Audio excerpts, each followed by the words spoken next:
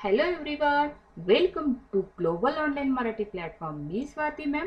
तुमचं महाराष्ट्र सेट 2024 मध्ये जी एक्झाम होणार आहे, ज्याचं नोटिफिकेशन नुकतंच आलेलं आहे. 7 एप्रिलला आपली SPP under Maharashtra set exam होणार आहे. त्यामध्ये जो पेपर 2 पॉलिटिकल सायन्स आहे त्याची आपण चर्चा करणार आहोत. पॉलिटिकल सायन्समध्ये आपल्याला 100% क्वालिफाय कसं व्हायचं आहे, त्याच पद्धतीने मार्क्सशीट आपल्याला कसे सिक्युअर करायचे हे आज आपण पाहणार आहोत. तर त्याकरिता महाराष्ट्र सेट करिता आपल्याला काही इम्पॉर्टंट पॉईंट्स महत्त्वाचे ते आज आपण बघणार आहोत. तर ते इम्पॉर्टंट पॉईंट्समध्ये कोणकोणत्या गोष्टी आहेत, तर महत्त्वाची गोष्ट आहे पहिली की सिलेबस.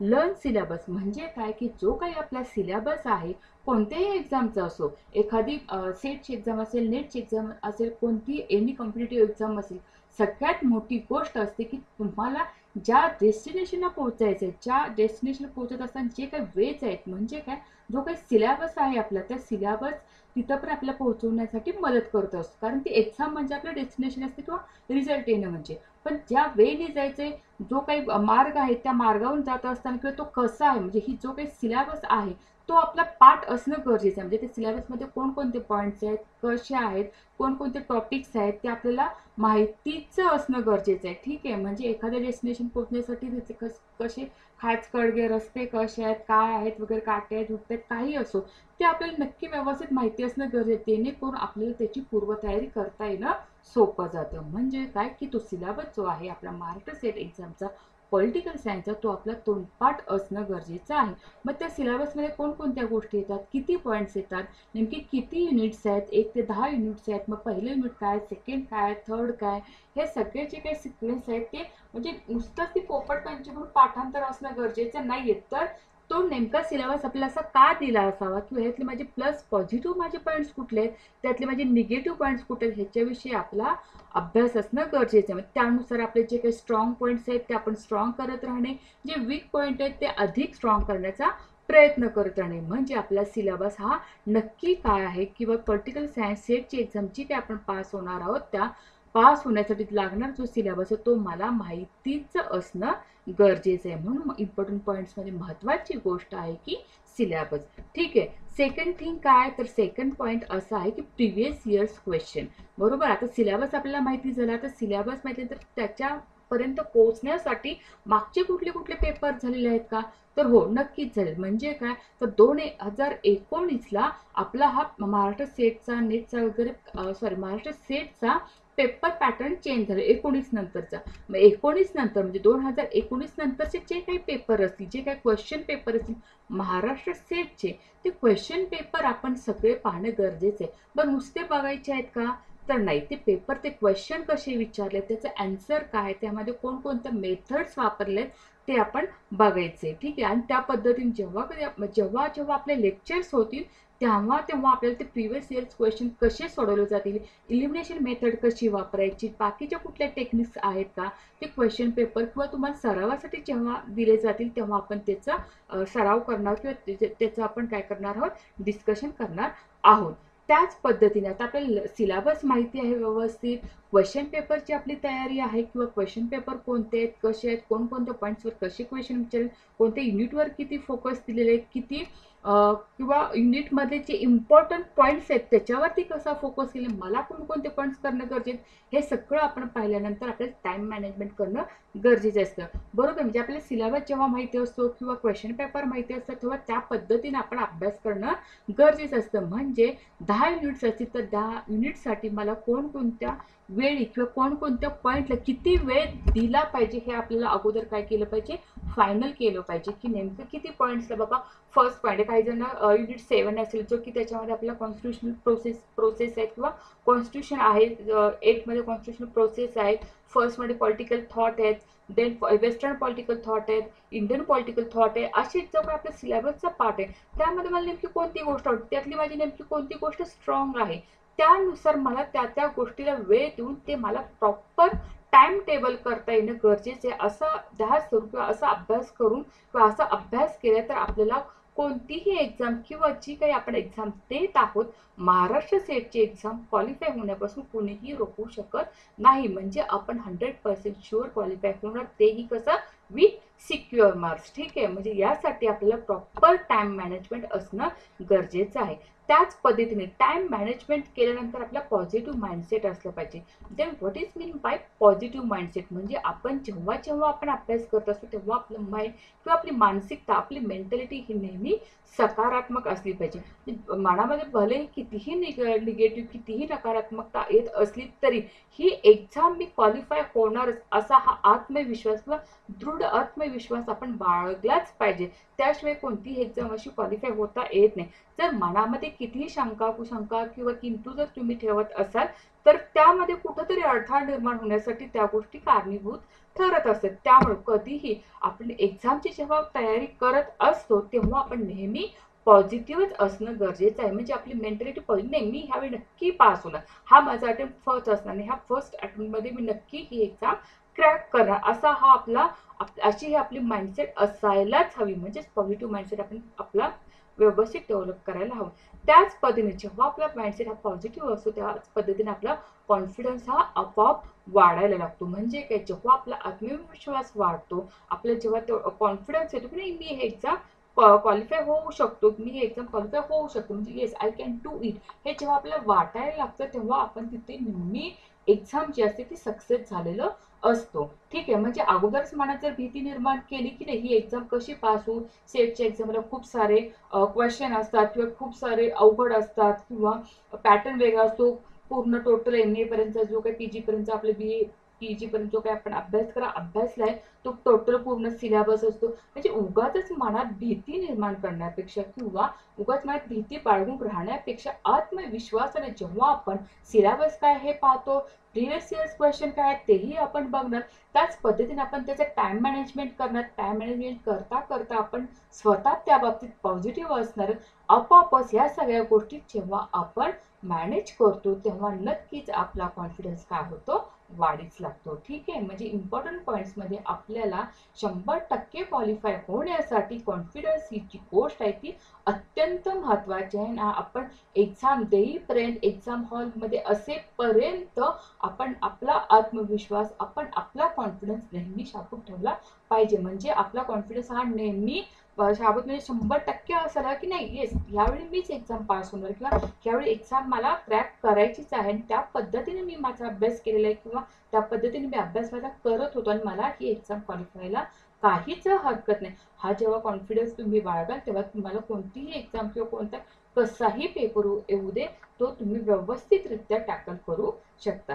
तर त्याचबरोबर आणखी तुम्हाला काय करायला हवं, तर जे काही प्रॅक्टिस MCQज असतात, म्हणजे एखादा पॉईंट आज आपण अभ्यासला, एखादा मुद्दा आपण आज आज आपण आता फंडामेंटल राईट्स आपण आज अभ्यासले, तर त्या फंडामेंटल राईट्स रिलेटेड किती MCQज आहेत किंवा मल्टिपल चॉईस क्वेश्चन म्हटले जातात. बरं हे कशासाठी, कारण आपली महाराष्ट्र सेटची एक्झाम आहे ती कशी आहे तर मल्टिपल चॉईस क्वेश्चन, म्हणजे आपल्याला पर्यायातून एक पर्याय निवडून त्याची उत्तरं द्यायची आहेत. बरोबर, आपल्याला ही एक्झाम रिटर्न आहे का, तर नक्कीच नाहीये. ही एक्झाम कशी आहे तर मल्टिपल चॉईस क्वेश्चन अशी एक्झाम असल्यामुळे याची प्रॅक्टिस करणे तर गरजेचं आहे. बरोबर, त्यासाठी जेवढे जास्तीत जास्त होतील तितके प्रश्न आपल्याला सोडवायला पाहिजेत. म्हणजे ते प्रश्न कसे सोडवायला पाहिजेत, नाही मी आता सगळा अभ्यास करून घेतो आणि शेवटी मी प्रॅक्टिस करतो किंवा क्वेश्चन सोडवायला घेतो, तर तसं अजिबात न करता आज जे काही पॉईंट्स वाचले असतील त्या रिलेटेड आपल्याला त्याचे MCQ सोडवायला पाहिजेत. बरं हे MCQज तुम्ही कुठून आणणार, जेवढ्या आता प्रिव्हियस इयर्स क्वेश्चन पेपर्स ते तर आपण पाहिलेले असतात त्यातही आपल्याला भेटून जातात. त्याच पद्धतीने जे नेटचे एक्झाम्स असतात, वेगवेगळ्या शिफ्ट्समध्ये पेपर झाले असतात ते पेपर तुम्ही बघू शकता. तसेच प्रॅक्टिससाठी आपल्या बाजारात अनेक पुस्तकं देखील उपलब्ध असतात, तेही आपण वापरू शकतो. म्हणजे कोणत्याही प्रकारे का होईना पण जेवढे आपले क्वेश्चन आहेत किंवा जेवढे आपले पॉईंट्स आहेत त्या पद्धतीने किमान रोज 50 क्वेश्चन तरी आपल्या हाताकडून गेलेच पाहिजे. म्हणजे त्या MCQची ही प्रॅक्टिस झालीच पाहिजे. म्हणजे ते MCQज नेमके कसे सोडवले त्याचे म्हणजे त्याच्यासाठी कोणत्या टेक्निक्स वापरलेले आहेत, त्याला इलिमिनेशन मेथड वापरली आहे का किंवा A आणि B किंवा जे सेंटेन्स फॉर्ममध्ये आहे, म्हणजे तुम्हाला असं डायरेक्ट आन्सर येणार नाही की ह्याची स्थापना कधी झाली किंवा भारतीय राज्यघटनेचा कधी अवलंब करण्यात आला, असे किमान क्वेश्चन असतील म्हणजे direct to the factual question असतील ते किमान असतील. सेंटेन्स फॉर्ममध्ये जे असतात, मोठ्या मोठ्या वाक्यामध्ये जे काही क्वेश्चन असतात ते जादा असण्याची जास्त चान्सेस राहतात, बरोबर. कारण ही आपली सेटची महत्वाची एक्झाम आहे, ठीक आहे. असिस्टंट प्रोफेसर क्वालिफाय होण्यासाठी महत्वाची एक्झाम असल्यामुळे त्याची पातळी किंवा त्याची जी तीव्रता असेल एक्झामच्या क्वेश्चन पेपरची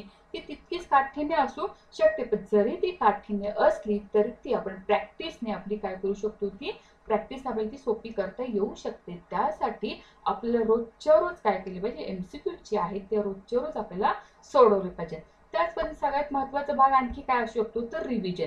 म्हणजे जे काही आपण रोज वाचतो, जे काही आपले पॉईंट्स रोज कव्हर होतात त्याच पद्धतीने त्याची रिव्हिजन होणे ही अत्यंत गरजेचे आहे. म्हणजे फक्त आपण वाचतच चालू आहे, मागे काय चाललंय किंवा आपण मागे काय वाचलं त्याची रिव्हिजनच झाली नाही, म्हणजे एखादं पुस्तक संपवायचं म्हणून संपवत जाणे याला काही अर्थ नसतो, बरोबर. म्हणजे एखादी कन्सेप्ट जर आपण घेतली, ती कन्सेप्ट काय आहे ती मला समजली की हे जोपर्यंत आपण वारंवार बघत नाही तोपर्यंत ती गोष्ट कळली की नाही हे आपल्याला कळत नाही, बरोबर. रिव्हिजन कधी कळते, जेव्हा आता आपण सिलेबस वाचला, क्वेश्चन पेपर बघितलं, तो कंटेंट वाचला, कंटेंट वाचल्यानंतर आपण एमसीक्यू सोडवले, तेव्हा कुठे आपण जाणवायला लागतं की मी पहिल्यांदा किंवा फर्स्ट रिडिंगमध्ये सेकंड रिडिंगमध्ये काही गोष्टी माझ्या राहून गेलेत. मग त्याकरिता जेव्हा आपण ते वारंवार वाचू, वारंवार रिव्हिजन करू, तेव्हा त्या गोष्टी आपल्या परफेक्ट लक्षात राहतील. ह्या ज्या काही पॉईंट्स आहेत, ह्या ज्या काही अटी त्या आपल्याला माहितीच पाहिजे, म्हणजे ह्या आपण फॉलो केल्याच पाहिजे. कारण का जर आपल्याला 100% क्वालिफाय व्हायचं असेल, तेही सिक्युअर मार्क्समध्ये जर क्वालिफाय व्हायचं असेल तर ह्या गोष्टी आपल्याला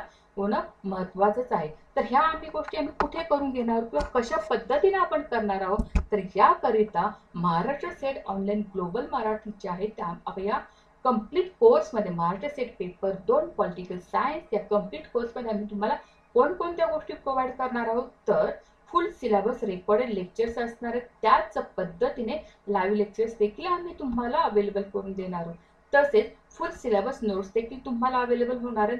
वीकली टेस्ट ही असणार आहेत, ज्या ज्या गोष्टी आपल्याला वीकमध्ये घेणार आहोत त्यांच्या आपण टेस्ट घेणार, जेणेकरून आपल्याला एमसीक्यूची जास्तीत जास्त प्रॅक्टिस होणार आहे, बरोबर. त्याच पद्धतीने फुल सिलेबसची मॉक टेस्ट ही होणार आहे आणि सॉल्व प्रिव्हियस इयर्स क्वेश्चन ही असणार, तेही विथ सोल्युशन, ठीक आहे. तर ही आपली कम्प्लिटली न्यू बॅच आहे जी की आपली आता चालू होत आहे.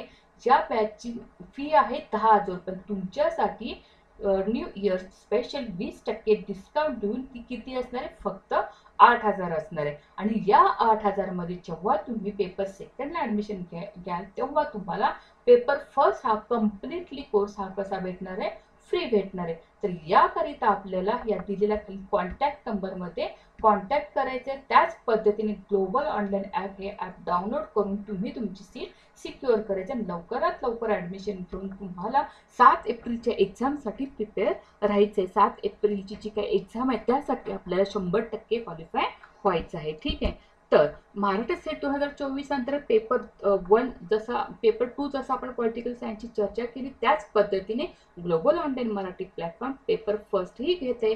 त्यामध्ये काय असणार आहे तर त्यामध्ये देखील लाईव्ह लेक्चर्स असणार आहेत, व्हिडिओ लेक्चर्स असणार आहेत ऑल युनिटचे, त्याच पद्धतीने मॉक टेस्ट असणार आहेत, लास्ट 10 इयर्सचे प्रिव्हियस इयर्स क्वेश्चन्स असणार आहेत, पीडीएफ असणार आहेत, कंटेंट आपल्या दोन्ही भाषेमध्ये भेटणार आहे, तोही कसा इंग्लिश आणि मराठी या दोन्ही भाषेमध्ये आपल्याला कंटेंट उपलब्ध होणार आहे. तसेच पेपर 2 पॉलिटिकल सायन्सचा कंटेंट देखील आपल्या मराठी आणि इंग्लिश या दोन्ही भाषेमध्ये अवेलेबल असणार आहे. तसेच आपल्या एक्सपर्ट्स गायडन्स असणार आहे, जे एक्सपर्ट्स लोक आहेत त्या पद्धतीने तुम्हाला पेपर फर्स्टचं पेपर सेकंडचं तुम्हाला गाईडलाईन करतील. क्रॅश कोर्सही आपल्या इथे अवेलेबल आहे.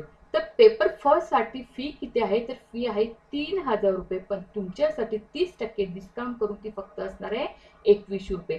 तर यासाठी आपल्याला या दिलेल्या कॉन्टॅक्ट नंबरवरती कॉन्टॅक्ट करायचे, त्याच पद्धतीने डाउनलोड ग्लोबल ऑनलाईन ॲप करून आपली जागा सिक्युअर करायचे, ठीक आहे. तर पुढे आता हे प्रिव्हियस इयर्स आणि एक्झामचा कट ऑफ आपण ह्या ठिकाणी बघायचं, म्हणजे हे नेमकं काय आहे तर ह्याचा अंदाज येण्यासाठी मी या ठिकाणी घेतलेला आहे. आता मी मगाशीच तुम्हाला म्हटल्याप्रमाणे की 2019ला पॅटर्न चेंज झाला, महाराष्ट्र सेट एक्झामचा पॅटर्न 2019ला चेंज झाला. नेमकं काय झालं तर 2019, 20, 21 आणि 23 ह्या अशा 4 एक्झाम झाले. मग त्यामध्ये नेमके जे काही प्रिव्हियस इयर्स क्वेश्चन झाले, म्हणजे प्रिव्हियस इयर्स जे काही पेपर झाले त्याचे नेमके कट ऑफ किती लागला हे आपल्याला माहिती असणं गरजेचं. म्हणजे आपण सिलेबस जेव्हा बघतो, सिलेबस बघितल्यानंतर परत आपण ह्या गोष्टी पाहिल्या, सिलेबस बघितला, आपले प्रिव्हियस इयर्स क्वेश्चन मध्ये, तसेच त्याचबरोबर आपल्या त्याचा नेमका कट ऑफ म्हणजे मला नेमके किती मार्क्स पाडायचे आहेत किंवा नेमका कट ऑफ किती लागतो हे बघणं देखील तितकंच महत्वाचं आहे. कारण काय, हे मी माझ्या अनुभवावरून सांगते. मी जेव्हा 2019चा जो काही फर्स्ट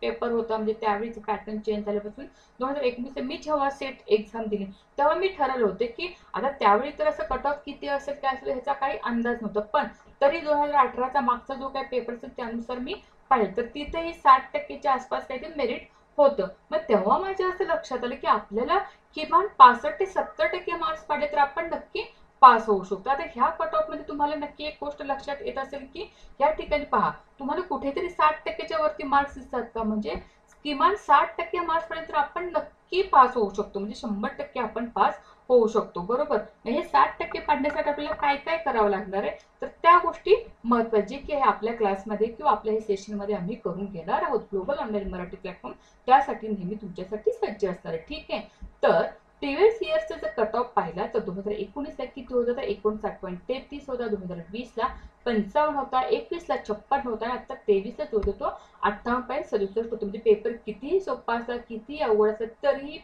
कट ऑफ हा 60च्या वरती गेलेला. मग आपल्याला टार्गेट किती ठेवायचे तर आपल्याला टार्गेट हे 70% ठेवायचे आणि आपण नक्कीच हे 70% मार्क्स पाडू शकतो. मला स्वतःला 73% मार्क्स पडलेले आहेत, त्यामुळे तुम्हाला पडायला काहीही हरकत नाही. माझा जो का महाराष्ट्र सेटचा अटेम्प्ट होता तो फर्स्ट अटेम्प्ट होता. फर्स्ट अटेम्प्ट मध्येच मी 2 वेळा पॉलिटिकल सायन्स मध्ये नेट क्वालिफाय तसेच सेट देखील क्वालिफाय झालेले आहे. ठीक आहे, म्हणजे ह्या कोणतीही गोष्टी काय अवघड नसते. तुम्ही तुमच्या फर्स्ट अटेम्प्ट मध्ये किंवा येणाऱ्या ह्या 7 एप्रिलच्या अटेम्प्ट मध्ये तुम्ही क्वालिफाय होऊ शकता, हे मी 100% शुअरली सांगू शकते, कारण हा माझा अनुभव आहे. ठीक आहे, तर मग आपण इथे काय केलं की आपलं सेट टार्गेट केलं किंवा आपलं हे एक्झामचे जे काही कट ऑफ आहे तो आपण टार्गेट केला ते 70%. बघा हे 70% कसे आहे तर 70% हे आपल्या दोन्हीमध्ये पेपर फर्स्ट आणि पेपर सेकंड मध्ये. मग पेपर फर्स्ट मध्ये तुम्हाला जर 30 ते 35च्या रेंज मध्ये मार्क्स पडले, 30 ते 35 म्हणजे किती, जर 70 मार्क्स तुम्हाला इथे असतील आणि पेपर सेकंडला आपण 70 मार्क्सच हे ठेवायचं, 70 मार्क्सच काय ठेवायचं टार्गेट होईल. 70 दोन्ही, कारण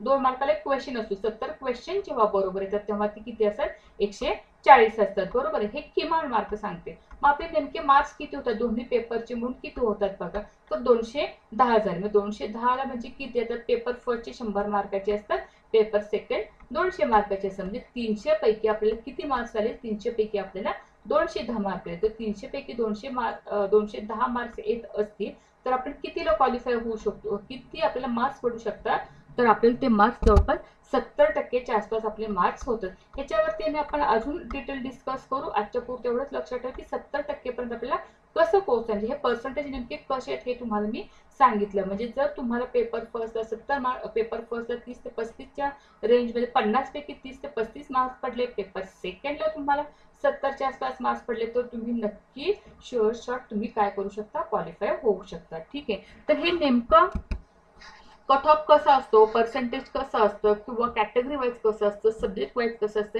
हे कळण्यासाठी मी हा चार्ट तुम्हाला इथे घेतलेला आहे. म्हणजे काय समजा सगळ्या सब्जेक्ट, म्हणजे हा आपला Maharashtra set Pune university SPP under जे काही महाराष्ट्र सेट विभाग असतो, सेट विभागमध्ये रिझल्ट असतो, रिझल्टमध्ये मग तिथे बघा येतं व्यवस्थित क्वालिफाईड पेपरचं तर येतं, पण आपल्याला जर हा रिझल्ट ह्याच्यामध्ये पाहिजे असेल, सब्जेक्ट वाईज पाहिजे असेल तर तिथं ते तसं टेबल किंवा नोटिफिकेशनमध्ये दिसतं आपल्याला. मग त्यानुसार मराठीचा रिझल्ट कसा आहे, हिंदीचे तुम्हाला एक ॲव्हरेज कळेल की जनरलचा रिझल्ट कसा लागतो किंवा कास्ट वाईज कसा रिझल्ट लागतो, ह्या गोष्टी तुम्हाला कळतील. त्याच पद्धतीने आपला पॉलिटिकल सायन्सचा कसं आहे हे लक्ष, म्हणजे पॉलिटिकल सायन्स आता हे मागच्या वर्षी हे मी आत्ताच सांगितले की तुम्हाला 58.67 लागले. म्हणजे हे स्ट्रक्चर नेमकं कळावं या उद्देशाने हा फक्त आपण इथे चार्ट घेतलेला आहे.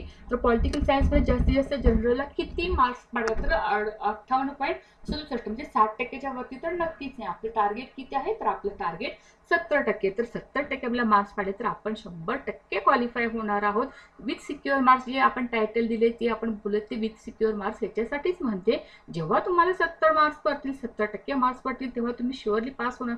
तुम्ही किती सिक्युअर राहणार आहे येते का लक्षात, बरोबर. त्यामुळे 58 वगैरे ही गोष्ट किंवा 60% गोष्ट, 60%पेक्षा आपण कितीतरी दूर आहोत, म्हणजे कितीतरी पुढे आहोत आपण, बरोबर. म्हणजे 70% म्हणजे आपण खूपच सिक्युअर आहोत, यासाठी आपण चर्चा करत आहोत. ठीक आहे, तर अशा पद्धतीने ह्या सगळ्या सब्जेक्टचं आहे असं मार्क सिस्टीम असते किंवा ह्याच्यानुसार कॅटेगरी असते, मार्क वाईज असते, हे आपण 2023चा पाहिलेला आहे. तर ह्यासाठी आपल्याला 2024ची जी Maharashtra state political science paper 2 जो आहे ते आपली प्रॉपरली नवीन बॅच आहे. यामध्ये आपण लवकरात लवकर ॲडमिशन घ्या, लवकरात लवकर जॉईन व्हा, जेणेकरून तुम्ही 100% क्वालिफाय व्हाल आणि चांगले सिक्युअर मार्क्स तुम्ही घेऊन जाल. आणि बाकीच्या गोष्टी त्यावेळी आपल्या चर्चेमध्ये येणारच आहेत. ठीक आहे, तर आजच्या बाबतीमध्ये एवढंच. ठीक आहे, उद्या आपण काय सिलेबस जो आहे आपला पॉलिटिकल सायन्सचा जो काही सिलेबस जे काही त्याचे 10 युनिट्स आहेत ते आपण चर्चा करणार आहोत. मग त्यामध्ये आपले कुठले कुठले पॉईंट्स महत्त्वाचे आहेत, कुठल्यावरती जास्त फोकस केला पाहिजे, याच्यावरती आपण जास्त लक्ष देणार आहोत. ठीक आहे, तर आपण उद्या भेटू. आजच्या पुरतं धन्यवाद. थँक्यू.